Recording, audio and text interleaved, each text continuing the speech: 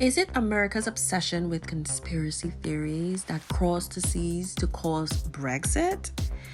We will look at this question and ask ourselves, have conspiracy theories gone mainstream?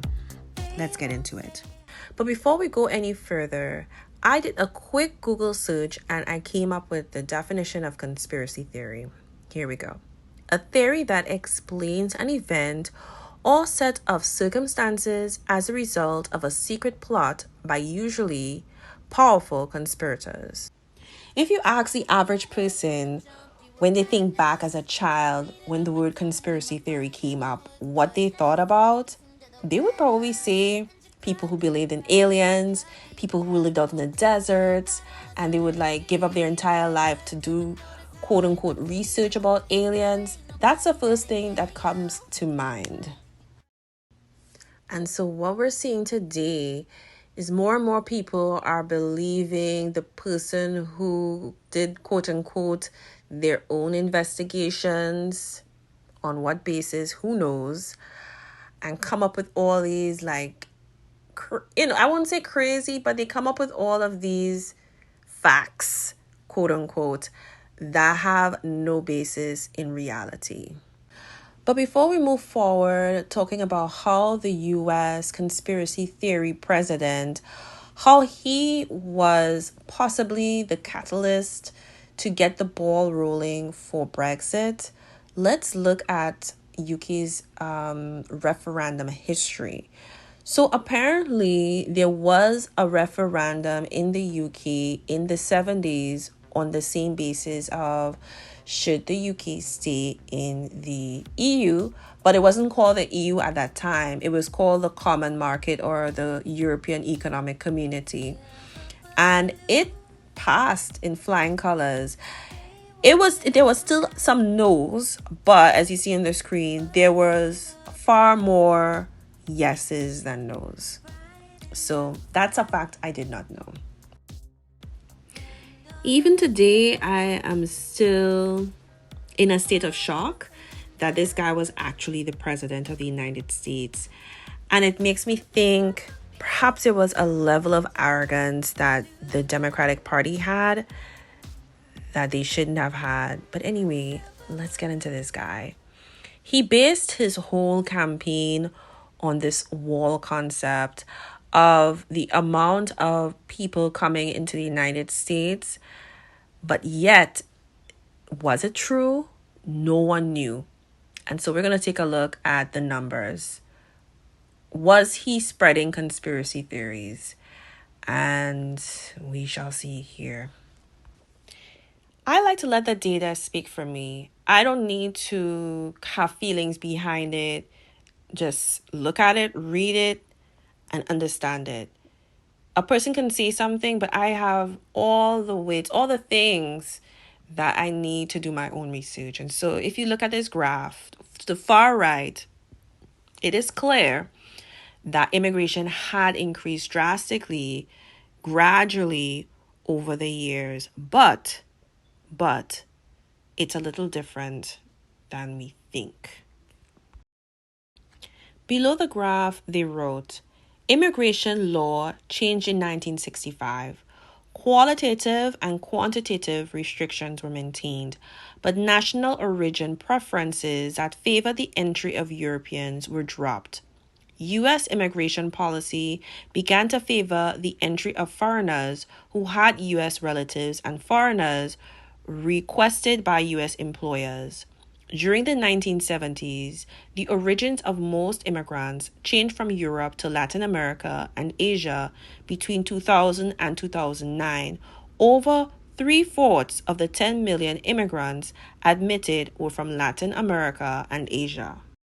I wanted to also dig deeper to find out what were immigrants doing in the workspace when they arrived to the United States? What industries were they working the most in? And this is what I found. The Center for Migration Studies of New York estimates that in this time period, 41% of the immigrant construction workforce was undocumented. Economic exploitation and safety hazards are prevalent across the entire construction industry. And so A guy like our former president here in the United States, he was heavy in the construction industry, particularly real estate. And so I know he knew, unless he was just living in another world, that most of the workers that were laborers in construction sites were in fact immigrants. And so what I'm doing here is I am building a story. And when I found these graphs actually from Pew Research, it established a few things for me. So what it shows for me is that it was during the Obama administration where they saw an increase in immigrants. And if we look at the year that the former president was running, he was running in 2015. If we look closely at 2015, there was already a decline in immigrants, unauthorized immigrants entering the United States. So there really isn't a basis for his campaign, which was to build a border wall. So there we have it. It became a conspiracy theory, and no one ever backtracked. No one did the research, or no one thought to do the research to see what was really happening. And what they also found, if you look at the second graph, is that Mexicans were not the ones that were crossing the border. I was just listening to NPR and they spoke about an Afghan family that crossed the Mexican border to enter the United States illegally. And because of their place of origin, they were able to get refugee status. Also, in the Pew Research article with the graphs, they said the number of Mexicans, unauthorized immigrants to the United States declined so sharply over the past decade that they no longer are the majority of those living in the country illegally, according to new Pew Research Center estimates based on government data. In 2017, there were 10.5 million unauthorized immigrants in the U.S., including 4.9 million Mexicans. The decrease in Mexican-born was the major factor driving down the overall population of unauthorized immigrants in the US, which in 2017 was 1.5 million, below its peak of 12.2 million in 2007. So if we really do the math in my head, the level of outrage and the level of almost like an emergency that the former president was touting at his trail during his campaign, really, Obama should have been doing that, because it all really started to crazily increasing during his presidency. Even during his campaign trail, it was increasing. He did not propose a wall. But let's continue. Let's take a moment again to remember the definition of conspiracy theory. A theory that explains an event or set of circumstances as a result of a secret plot by usually powerful conspirators. Here's another definition: a theory asserting that a secret of great importance is being kept from the public. Now, I don't want to be the person to say that, oh, all conspiracy theories are not right. They're wrong. They're never something to believe in. Sometimes conspiracy theories are actually true theories once you do the research. And this is one that actually was a conspiracy theory, and it became something that was very much true. And it wasn't something that was found out through the persons doing it actually revealing it, but it happened in two folds. It happened, one, through a person or persons who actually broke into the FBI's office, stole documents. And the second way it happened was they finally opened up these archives that I think it was through an act. I don't remember the name of it. And they were able to get or confirm all the conspiracy theories, quote unquote, that were happening. And so these were actually theories that happened to be true. They couldn't really actually do the research because it was all classified. And so when the classified documents became unclassified, people were finally able to confirm that they were not these foil hat people, and they actually had a basis to believe what they were thinking was true. And so this theory was the FBI coming after people that were involved in the Black Panther movement, and also people who were involved in all civil rights movements. And so that was the conspiracy theory, that the government was coming after us. And it turns out that it was true. The government really indeed was coming after them, and it was not little. It was actually pretty bad. Like, the things that these people were doing, it was so underhanded. It was almost like a threat. It was really crazy. It was incredible, some of the things I read doing the research for this. Here, from the History Channel, I think, or the History website, they spoke about some of the accounts of the things that was found once all the documentaries were reviewed from the FBI. And it says, over years of litigation on behalf of Hampton and Clark's family and the survivors of the raid, Haas and Taylor got their hands on more incriminating FBI documents linking Hampton's killing to COINTELPRO. One of the most damning was an FBI memo authorizing the payment of a bonus to an informant named William O'Neill, a security guard for the Black Panthers, who supplied the FBI with a map of the apartment. By connecting the dots, Haas and his colleagues were able to show that a Chicago FBI agent, Roy Martin Mitchell, was the one who provided the map to Hanrahan. It was really bad. The judges throughout cases, it really did feel like a conspiracy theory. Like, how did these people know the workings of the place? How did they know which room he was going to be in? It made no sense. And here is my theory.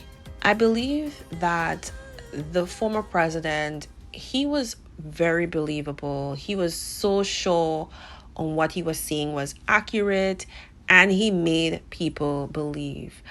This is part of what makes a politician a politician. He didn't have the law degree behind him, and so he just had his personality, and he knew how to convey things in a believable way. And this whole narrative moved across the ocean to not only England, it moved to all different parts of the world, Sweden, that type of thing. And it's caught to politicians who want to be like him. They want to be the next, whatever person. And so here's where we enter into the rat, or as they say, mouse utopia. Okay, so if you've never heard of the mouse utopia, this is also something I heard about this year. And it is something that is really interesting, and it's definitely a good read and research to do on that. So basically, the long and short of what it is, it's this scientist named Dr. Calhoun, or whatever his titles were. He did experiments in the 60s and 70s where he packed these mice in a universe. They call it a utopia, where they were given everything. They were given food, shelter, and all the sorts. The dream, they lived the dream, sort of, quote unquote, the American dream, right? And he waited to see what would happen. What happened was they grew in population, and they eventually kind of like lost purpose, and they eventually started to kill each other. So here are some pictures of what happened. You can find this information in many papers. There was even in the 70s, a lot of mayors and city council people, they actually used his experiments to come up with a justification for ending urban development. And so here in this part of the paper that was put together, talking about the experiments, here's what it says. Exposed to Calhoun's experiments, it was surely difficult to resist making connections between the rodent colonies and the problems of increasing crowded cities. When Senator Robert Packwood called on the government to consider the problem of population growth in 1971, it was to Calhoun that he turned. Lewis Mumford draws upon Calhoun in a way that was increasingly common in the 60s and 70s. I wanted to read another definition of theory. It says, it's number 4. It says, the general or abstract principles of a body of fact, a science, or an art. And so I want to just close on saying this. While some conspiracy theories can turn out to be right, like the civil rights movement being targeted by the FBI, it baffles me to no end why many would make conspiracy theories the basis to build their interpretation of the world or things that matter a lot to them, like their retirement in the case of Brexit. It is almost blasphemous. This conspiracy theory was easy to prove as a lie, same as pensioners doing their own research and not depending on a believable politician. In the case of the US, especially when the data is clearly out there, in the case of immigration, to show that immigration was on the decline in the US and not what the former president was saying in 2015 on the campaign trail, that they were coming in droves. We have to remember we live in a human mouse utopia, and it is called society. Did I just start a conspiracy theory?